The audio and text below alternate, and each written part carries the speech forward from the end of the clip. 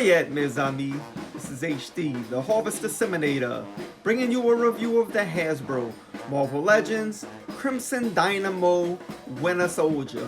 And without further ado, let's chop them up.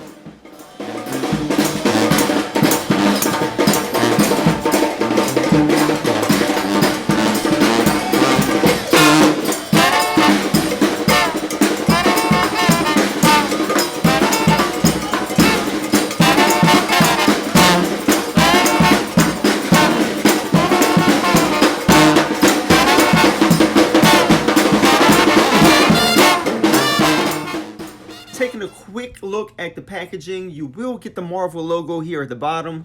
You will get it here on the top. Of course, this is the Crimson Dynamo Wave. You will get some artwork here on the side. You will get a fuller depiction of that artwork on the back, and it looks really good. You will get a one-sentence biography of the Winter Soldier.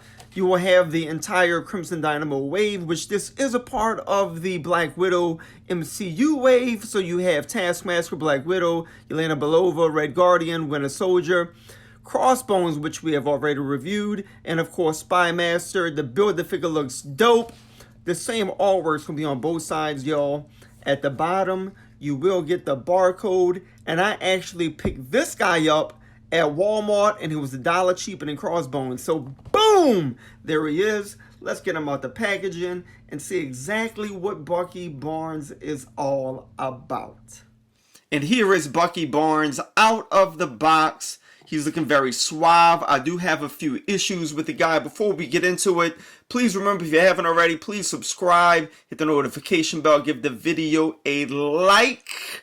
We're going to dissect this guy, but before we do, let us take a look at his accessories. Bucky is going to come with the Crimson Dynamo Build-A-Figure head. It looks really good. This is going to be a really cool Build-A-Figure. Again, I won't be building them on my channel because I'm not going to buy the MCU figures at full price. I'm going to wait for them to get on some kind of a sale or clearance, and then I'm going to pick those guys up and buy these pieces, unless I could find the pieces cheaper on eBay or Mercari or something like that. Alright, that out the way. He's going to come with this really cool, looks like a semi-automatic or automatic type of rifle here. Man, I guess that's like a great grenade launcher right there. Really legit. I like the detailing in the gun. We've seen it before. I know for sure it came with the re-release of the Deadpool. I guess that would be like the Deadpool retro figure, which was a fan channel exclusive. Both of these guns came along with that Deadpool. Only there were portions of it that were painted red. So he comes here with this handgun as well. No, it's not a Glock. That much I do know. It has this little trigger on the back. But no, man, it looks good. I like it. I like both of these weapons. The only issue I have is that this is like a soft material. It's like gummy. You can see that. And so when you are trying to pose this guy with the gun, sometimes the gun will bend like that. And so you have to work his arms around. And, you know, I just wish it was more solid material. But it is what it is. And these are his accessories, y'all. Let us take a look at that head and his body and the comic book accuracy of the figure. Bucky will first appear with this particular costume in Captain America number 27. That is volume 5. It was published in the June of 2007. For the first time, we will see Bucky with the Captain America insignia icon here on his shoulder. When you look at that particular run of Captain America, look, if you have not read volume 5, you're missing out. Within that volume, you get the Winter Soldier story arc, you get the Civil War story arc, and then we find this guy in the Initiative story arc, and that's before he becomes Bucky Cap or Captain America. So, a couple of things I want to point out, y'all. Number one, in the appearances of him with this costume, again with the insignia on his arm, he does have shorter hair than this. That is something to point out. His hair does have a comb over within that particular comic book. Second thing, the harness that he wears does not have these big old purses or pouches on them. I personally don't like that. I think it adds some extra bulk to him that I really don't like. I wish instead, like in the comic books, they would have given us a holster right here on the strap and eliminated that, because again, it doesn't make him look a little bit bulky. With his arm, in the comic book, he is not wearing a watch, and that's what he has here on his hand. Let me swivel that around really quick. I wish instead they would have given us some type of a metallic or silver cuff right there. And he is not wearing the glove on that hand in that story arc as well. The glove on this hand, it is completely covered. You can't see his fingers.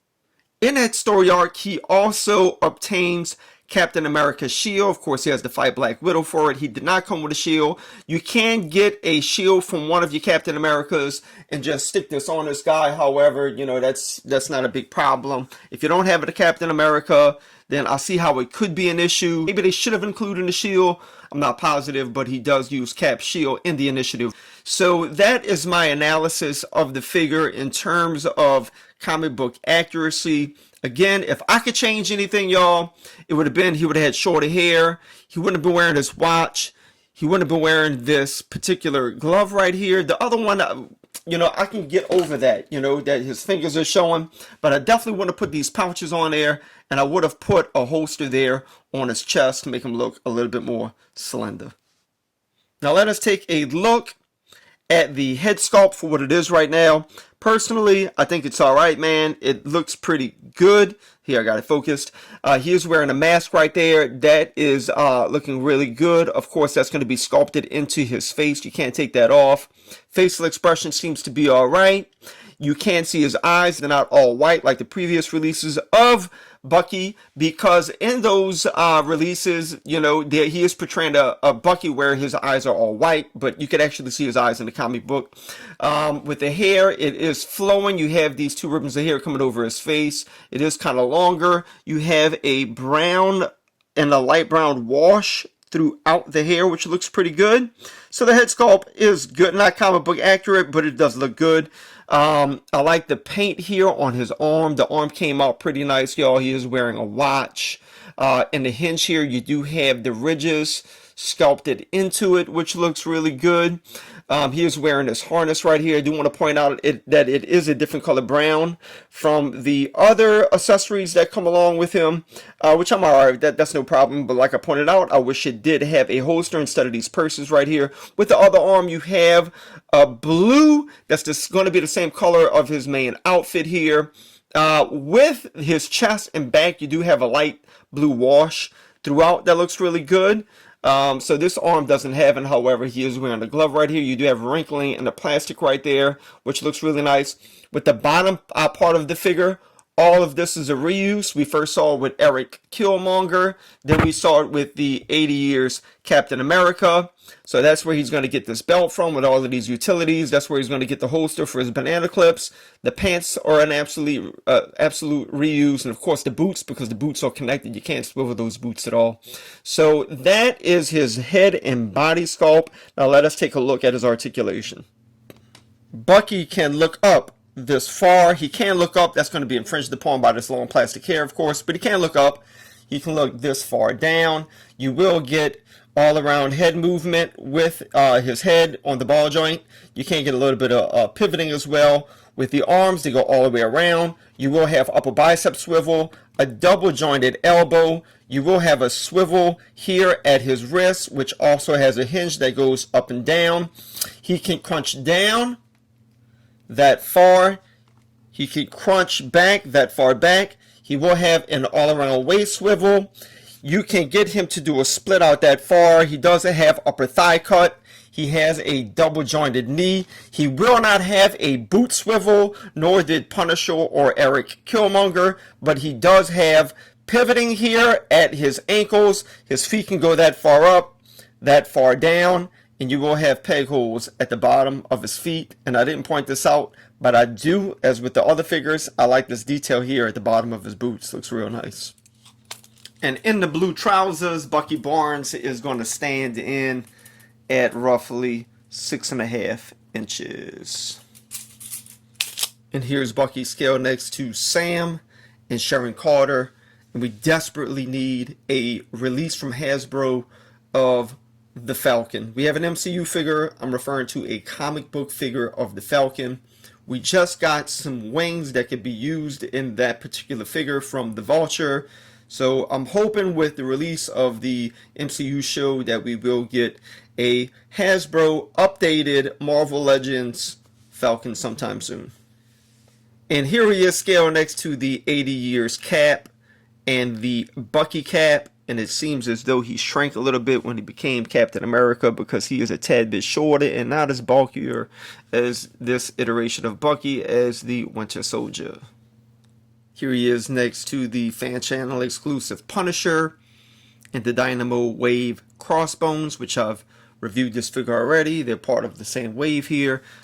I'm comparing these guys because they have the same lower body. You can see they have the same belt, same holster for banana clips, same pants, same boots, etc. Here he is scaled next to Red Guardian and Taskmaster. One of my favorite comic books as of late is Strange Academy, of course, because it's set in New Orleans, but it is a really good comic. Read volume 1, totally digging it. But another run that I'm keeping up with right now is Strike Force, and of course Bucky is a member of that team. So let me go ahead and scale him next to Angela, which is a very impressive action figure, and Spider-Woman. And here he is scaled next to Strike Force teammates Blade and the New Orleans born superhero, the most powerful, illustrious, glorious Monica Rambeau. And all we missing from this team now is Wiccan and Damian Hellstorm. I hope we get those figures soon. What would be real awesome would be if we got a Damian Hellstorm in the Son of Satan iteration, like his first appearance, and that Hasbro would actually put the Son of Satan logo on their box. Man, that would be iconic, but I doubt if it's going to happen. And here he is scaled next to the Toy Biz Marvel Legends Howard the Duck and the Hasbro Marvel Legends Howard the Duck. And I'm really hoping that Hasbro will give us an articulated, taller Howard the Duck one day. And I got it in my comparisons with some New Orleans born superheroes. So here we have the DC Icons Swamp Thing, which is from Houma, which is right outside of the city of New Orleans, so a short drive away. And of course, the Prince of the French Quarter, Remy LeBeau, known in the quarter simply as Gambit. In conclusion, let me just say, number one, if you haven't read Volume 5 of Captain America again, you are in quarantine, you're bored, man, obtain those issues somehow and read them. They are extremely well written, they're provocative, and they're awesome. Okay, so definitely want to recommend that, number one. Number two, I do love the figure because he does come from that initiative storyline. I particularly like the fact that we have a Bucky with the Captain America insignia there on his shoulder. I think he came out all right, despite the things that I pointed out that I don't like. I still highly recommend this guy. He's a phenomenal action figure. And yeah, that's my review, y'all. Listen, if y'all enjoyed it, as I said at the outset of the video, please consider subscribing if you haven't already. Give the video a like, hit the notification bell. That supports the channel. That gives me the incentive to keep creating these videos. I'm probably going to do it anyways because it's just something that I enjoy to do. But your support goes a long way, y'all, so I really appreciate that. Listen, I have more reviews I'm about to pump out. So stay tuned, mes amis. And until next time, as we say here in New Orleans, laissez les bon temps rouler.